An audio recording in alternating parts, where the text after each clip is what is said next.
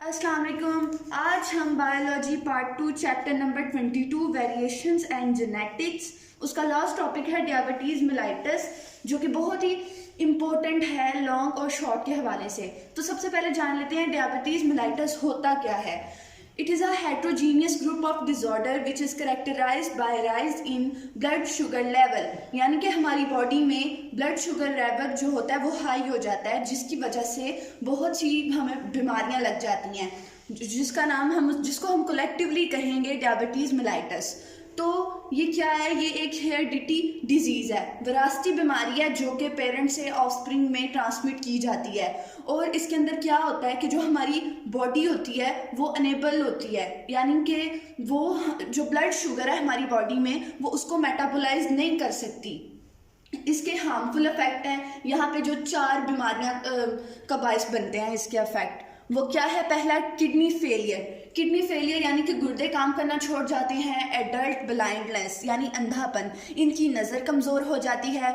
Lower limb एम्पुलेशन यानी कि ये शुगर के मरीज़ जो होते हैं, अगर उनकी बॉडी पे कोई कट लग जाए या फिर वो चोट लग जाए तो वो जख्म क्योर नहीं होता, यहाँ तक कि कंडीशन यहाँ तक पहुँच जाती है कि उनके अज़ा काटने पड़ते हैं। तो इसको कहते हैं लोअर लिम्ब एम्पुलेशन। और हार्ट डिजीज़ भी बड़ी उनके अंदर हो जाती हैं, क्योंकि ये हेट्रोजीनियस ग्रुप है और डायबिटीज़ की वजह से इंसान को बहुत सी बीमारियां लग जाती हैं शुगर के अलावा, जहाँ पे इन 4 का जिक्र किया गया है। अब नेक्स्ट हम इसकी टाइप्स देखेंगे। इसकी 2 टाइप्स हैं, जिसको हम टाइप 1 और टाइप 2 कहेंगे। टाइप 1 को IDDM कहेंगे। ये स्टैंड है इसका, it stand for insulin dependent diabetes mellitus. और टाइप 2 में NIDDM, non insulin dependent diabetes mellitus. यहाँ पे टाइप 1 है जिसका नाम है IDDM, और इसको कहते हैं इंसुलिन डिपेंडेंट डायबिटीज़ मेलाइटस। इसका जो दूसरा नाम है, जो कि बहुत ही अहम शॉर्ट क्वेश्चन के तौर पर आती होती है, उसको कहते हैं जुवेनाइल डिजीज़। इसको जुवेनाइल डिजीज़ क्यों कहते हैं, ये क्या होती है? क्योंकि जो टाइप 1 डिजीज़ है वो ह्यूमन की बॉडी में अकर करती है अर्ली एज ऑफ बिफोर 40, यानी कि 40 से पहले ही उसको डायबिटीज़ मेलाइटस हो जाए तो फिर उस डायबिटीज़ मेलाइटस को हम कहते हैं जुवेनाइल डिजीज़। और ये क्यों होती है, अब इसके हम कॉजेज देख लेते हैं। डेफिशिएंसी हो जाती है इंसुलिन में। अब इंसुलिन क्या है? इंसुलिन एक पेप्टाइड हार्मोन है जिसका काम होता है कि ये एनर्जी देता है हमारे सेल को ताकि वो अच्छी तरह से अपने फंक्शंस परफॉर्म कर सकें। तो इसमें क्या होगा कि डेफिशिएंसी हो जाएगी हमारी पैंक्रियाज में, क्योंकि पैंक्रियाज में इंसुलिन बनती है, और साथ में इंसुलिन जो होती है ना वो ब्लड वेजल्स में जाती है, और जहाँ से ग्लूकोज मॉलिक्यूल की ब्रेकडाउन होती है, यानी ग्लाइकोलाइसिस। अब ग्लाइकोलाइसिस क्या है? A process in which a glucose molecule is break, यानी कि ग्लूकोज के मॉलिक्यूल की ब्रेकडाउन होगी जिससे ATP एनर्जी रिलीज होगी और सेल उसको यूज कर पाएंगे। तो अब जब इसमें ये होगा कि जो हमारी इंसुलिन है उसकी डेफिशिएंसी हो जाएगी, और जैसे इसकी डेफिशिएंसी हो जाएगी तो बॉडी में फंक्शन सही तरह से सेल्स परफॉर्म नहीं कर पाएंगे। ये ऑटो इम्यून डिसऑर्डर है। इसका मतलब क्या हुआ कि जब बॉडी को बाहर के सेल्स यानी कि वायरल इन्फेक्शन होता है तो बॉडी का इम्यून सिस्टम खुद ब खुद ही एक्टिवेट हो जाता है। अब ये कैसे होगा? ये डायग्राम में हम देख रहे हैं कि हमारे पास स्टोमिक में ग्लूकोज बनती है। अब जो स्टोमिक में जो ग्लूकोज है इसका लेवल यहाँ पे हाई है, ये रूट करके यहाँ पे जाएगी हमारे पैंक्रियाज में। पैंक्रियाज में बीटा सेल मौजूद होते हैं जो कि इंसुलिन की प्रोडक्शन करवा रहे होते हैं। अब वायरल इन्फेक्शन यानी कि इन्वेडर कौन होंगे? वो होंगे T cell. T cell attack करेंगे हमारी पैंक्रियाज में और बीटा सेल को यानी कि उसके साथ फाइट करेंगे, और जो हमारे बीटा सेल होंगे वो डिस्ट्रॉय हो जाएंगे, और जो पैंक्रियाज है हमारा वो इंसुलिन की प्रोडक्शन नहीं करवाएगा। ये जो इस टाइप के मरीज होते हैं डायबिटीज़ मेलाइटस 1 टाइप के, वो एंडोजीनियस वे से इंसुलिन अपने सर्वाइवल के लिए यूज़ करते हैं। एंडोजीनियस इंसुलिन क्या होती है? यानी कि वो आउटर साइड सोर्स से वो इंसुलिन लेते हैं। अब इसकी हम जेनेटिक बेसिस देख लेते हैं क्या है। ये जो इंसुलिन है ना ये लोकेट करती है हमारी क्रोमोसोम नंबर 11 पर, और ये क्यों होती है?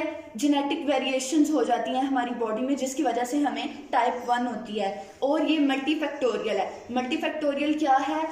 Polygenic inheritance with environmental influence, यानी कि polygenic inheritance with environmental influence, जो कि बैरूनी जो फैक्टर है इन्वायरमेंट के, उनकी वजह से और जो हमारी बॉडी के अंदर यानी कि जीन्स में म्यूटेशन काज हो रही हैं, उनकी वजह से भी हमें ये टाइप 1 हो सकती है।